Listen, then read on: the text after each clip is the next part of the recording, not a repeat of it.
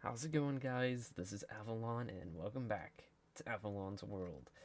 Today, we are going to be focusing on the area behind me, designated the swampland expansion area, even though I covered the entire swampland section with the twisted forest, but we're not going to talk about that. It's so-called swampland expansion, because there is still little tiny bits behind me, as you can see. If I get out my fancy spyglass, because I still don't have Optifine, there's a little bit of swamp there, and a little bit up there where we put the two buildings at the beginning of the wild update. The main reason I want to work on this is it feels kind of bare, and I have a panda enclosure here from the original world, and I never brought over the actual building because it was in the side of a mountain, and this isn't in the side of a mountain. That was like almost 40 episodes ago we came to this world, and yeah, I've yet to build that building. So we're going to focus on sprucing this area up behind me so it's not empty, because currently there's no paths, and also currently mobs can spawn back there, so definitely need to work on that. Alright, as you can see, something is not right. I've got a bunch of X's on the ground, and this is to help me determine what's spawnable and what isn't. However, I'm pretty sure the pack is still designed to the old spawning mechanics, because you can see over there where it's really dark, it's red, and I can get my spyglass out. It goes red to like an orange to a yellow to a green to white to nothing, right where the actual light sources are. It's like a clear color or whatever. I believe, and it gets really laggy because obviously that doesn't look right, but I believe that everything is now spawn proof in the swampland expansion area, including the nether sections here, as well as I've went in and added fire, because there's fire in the nether, and I have to take some time and actually look to see if anything's spawning in here. And like, see right here, I missed some red spaces, so I gotta come in and just kind of see if I missed anything. And there's some more red X's, because I believe the red X's mobs can still spawn at least during the day, and they can't spawn here. So yeah, this is a, now, I've done that how many times already. This is a really interesting resource pack, if I didn't mention that already. It's on Vanilla Tweaks, which is the resource pack site that I use all the time to get all the diminishing tools, the small food and whatnot, and I believe everything is good. So I'm gonna do some double checks, and I'll let you know if anything spawns, I guess. So as far as I can tell, nothing's spawning. Another thing I'm gonna do next. Oh man, my flint and steel is diminishing. Yes, I have mending and unbreaking in my flint and steel. I'm that rich. But I gotta add in another beacon, I think up here, and probably continue it. I don't know if I've got a beacon on this side, but I do want to get the beacons in place before I start working, because I will have to dig out an area today. So instant mine is definitely needed. I've also lit up some of the caves below the surface. I believe in one of the past episodes when we were working on these, or breeding up the frogs or whatever, you could hear zombies and everything in the caves below it, so hopefully that was one of the caves. That's how I got in there. Hopefully everything's lit up and we don't have to worry about them making noises and everything. How's my frogs doing? Did I leave some tadpoles? I don't know. I really don't. If you guys didn't see at the beginning of the last episode, one of these frogs went absolutely crazy. If you haven't seen it, go check it out because it's hilarious. Okay, beacons are in place. I added this one over here, and I did the one over in Solstice just in case the range wasn't there. And this lines up perfectly. I still have to do the one over there. And I also replaced the one over here. This beacon beam was in one of the chunks that got reset. I had one there, it got reset. I don't really care. 4 beacons and a bunch of iron, I have them, so. Anyways, I went ahead and did one of the projects because it was real tiny, real simple. Built a path to it right here. We still have the complete underside of the B here. We have all this space for some projects, but I do have plans for something to go right here that will connect up with the Grand Library, which isn't that grand. But this is it. A nice little tiny oak shack in the hill or whatever. It's got a dropper. Right, yeah, dropper. So, essentially speaking, the goal behind this is kind of like a what are we going to do today type of machine. Because I have a lot of projects, and I thought it'd be cool if, at the start of the episode, I don't even know what we're going to do until we start the episode, and I come over here, we rename a piece of paper, say one of the projects we want to do is, say, let's just do White Ridge, right? White Ridge stuff, because that's something we need to do. What we do is we throw it in the chest, it will go in the dropper, and we'll have to rearrange them based on priority and everything, but then once the dropper's full, we click the button, and it'll give us a random piece of paper, and that's what we'll do today. This little simple contraption, nothing fancy, but I thought it'd be interesting. So, I believe now that I got the beacons in place, everything's lit up, I believe now we can actually, now, how many times am I going to say that? Believe now, yep, we can actually start building.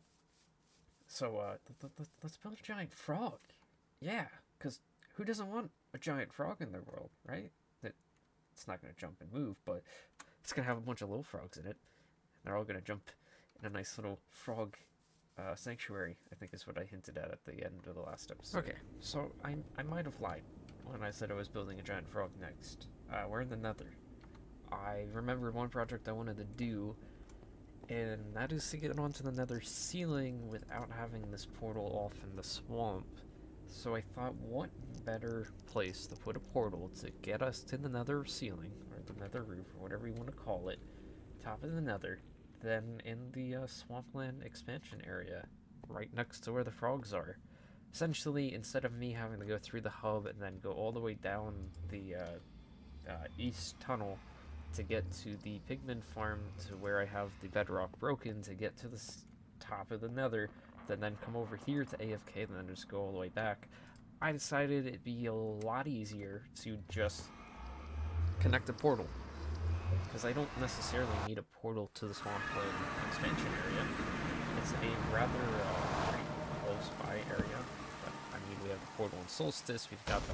Oh! That echoed a little bit. It's a good thing I'm not sleeping. We got the one over in the central area, and we can just fly on over here. So I decided what better way to do it than just make a little portal over here. And I went with slanted roof design again, just to kind of fit the aesthetic from the other two buildings. And I added the path, started using some frog lights. These ones are the, whatchamacallit, oh, I don't even know how to pronounce that. I'm not going to attempt it. But yeah, nice little simple building. I used the crying obsidian 4th floor because I haven't used that all too much, but I think it looks cool. It's a different portal building. It kind of just sits there and fills in that one little empty spot. So yeah, now we're on to the frog. I promise. All right, I'm gonna go get the shulker box. I'm gonna start building it. I'm not gonna get distracted. I promise. So we got a giant frog. I decided to go with the green one because I just associate frogs being green. I don't know if I've ever seen a white frog. I've seen brown frogs, but even though this is the one that comes from the cold climate, I figured it kind of just makes the most sense. When I think of frogs, I think of green. You know, the swamp, green, frogs, green. Yeah, okay. It's a 1-for-1 scale pixel of the actual Minecraft mob per se, because sometimes they like to mesh the pixels into one another. Like these front legs shouldn't like be 1.5 pixels because it's kind of in its mouth a little bit or something on the side, but I did the best I could. I went for a very plain and basic color scheme, no very fancy different shades of green. Very basic, just like the bees over there. I actually, yeah, I was like, did I use a different shade? No, it's just the slight tint on the left and right corners of the spyglass. Anyways, as I collect a whole bunch of items as I come down here, I dug out the room that the frogs are going to be in. It's not as big as you would think it is, and it's an odd shape, but if you think about it, it's in the shape of a lily pad. How creative is that? Yeah, I know. I'm going to pat myself on the back, don't worry. I might have to make the room a little taller and a little deeper, just so they have room to jump. But it did end up running into, the side of the mountain here, so we had to build it up just a little bit. But yeah, I'm going to decorate this now. I think we need a name for this frog. You know, I don't have any names for the three bees over there. Cause they're bees. You know, they're cool as there is. What? A frog. Just a single lonely frog. Which now makes me want to build a second frog to keep this guy company. It's not like it took that many resources and it took that much time. I could do it. But, yeah, a name for this guy would be really cool. So if you have any suggestions, leave them down in the comments below. Anyways, I went ahead and finished decorating this. I just gotta move in the frogs, and that's all we gotta do. I tried to go for a little bit more natural with the azalea here, because I'm kind of like going for like a lush cave type feel in here a little bit. I feel like that would make the most sense for frogs. And as you can see, there are some particle effects coming through. And boom, here's our nice, beautiful frog sanctuary. They've got the lily pads, they've got the drip leaves, and I tried to use some hanging roots and rooted dirt, because I actually haven't used these, I don't think, literally anywhere. So I figured maybe that's where like a tree is, or, you know, and hence the lush caves, that's where the azalea tree would be at the top. So maybe I'll put one of those at the tippy top or something, you know, just to kind of make it natural-esque. But I think this does the job. We got some grass, we got some moss, we got some water. There's lichen hidden about. I tried to make it as detailed as I could. So let's get some frogs in here, shall we? So we're back on the nether ceiling. Moving some frogs again. And I love this site. It's so great. It's one of the reasons I built the portal up here, so I could breed them off in the mountain that we were at last episode. That's that portal right there. Made it a little fancier. I don't know if I showed this, if I showed it being fancier or not, but yeah, this is just so I can transport frogs, and there they go to the overworld. And just like that, we got our frogs here, and we get to witness them jumping to the drip leaves, jumping to the lily pads. I got 4 of the green ones, 2 of the white ones, and then I guess these are more of like a, honestly, I would call them more of a copper color, a brownish orange color. I don't know if they jump towards the small drip leaves, because obviously they'll fall right through, but obviously you can hear them when they drop. Yeah, jump to the big drip leaf. And like, this is just so cool to just sit here and just watch them be frogs. Like that one just jumps to a lily pad. It's such a cool little mechanic that makes it makes so much sense. And hey guy, how's it going? But it's so cool to watch them just jump to lily pads, jump to drip leaves, waddle around. Yeah, I like the frogs. Alright. I don't care what anybody says. Frogs are great. And in case you're wondering, yes, we still have the frogs over here. These are the ones I'm going to use specifically for breeding, if I ever need to breed up more frogs.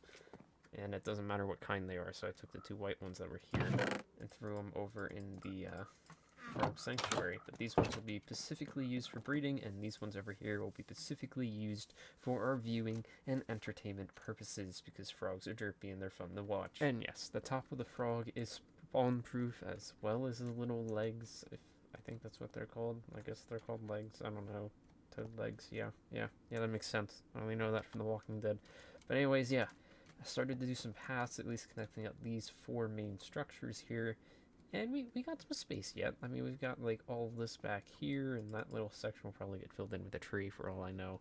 This section right here, because I just now need to make the building to get the pandas back to the surface, and for us to go down there and view the pandas instead of having to break through the glass ceiling, because come on, you don't want to drop shards of glass on the pandas' heads. Who would want to do that? So this guy's been stuck.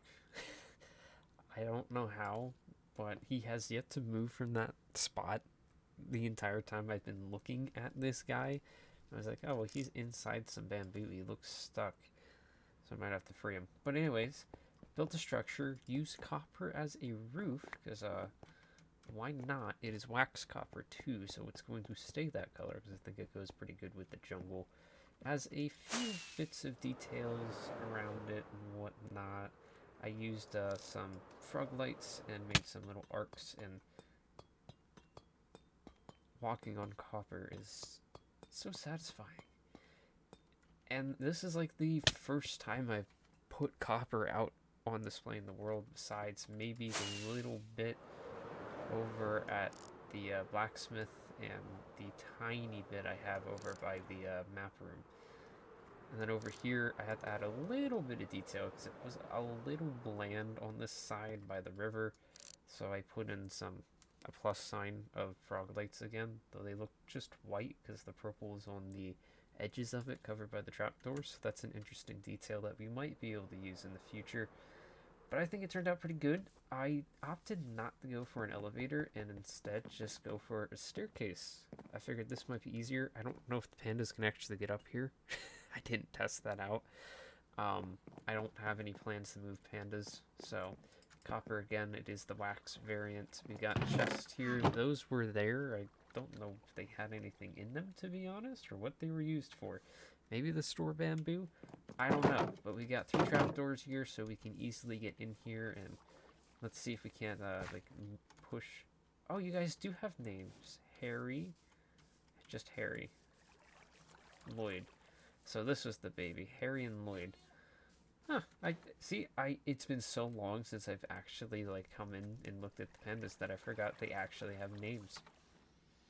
Couldn't tell you where that came from, but yeah. Harry and Lloyd, and we need a name for the third one. So we need a name for the frog, we need a name for the third panda. So yeah, nice little room, nothing fancy. Gets the job done. And I like the structure. You might have caught a glimpse, I added some more mangrove trees over here, as well as some drip leaves.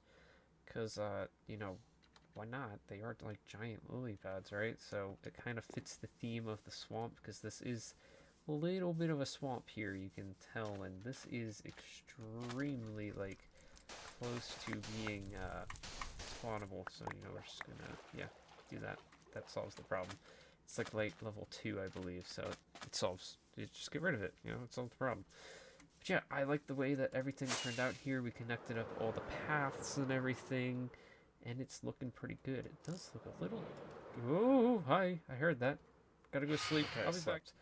And updated the map as well, and I can say it definitely is looking a lot more connected and not just kind of there. I mean, obviously we still have a good amount of open spaces that we can throw projects in, and I did want to actually connect up this path, but I might wait, like right here, connect it up right over to here, but I might wait just in case we do some project here. Just in case, so I'm not destroying a path and whatnot. I did also connect up. You can barely see it if I zoom in. Those little black pixels there is this path connecting up to this one. I had to, like, chop down some trees and whatnot and move the trunks over so there's, like, some leaning, which is cool. It looks cool.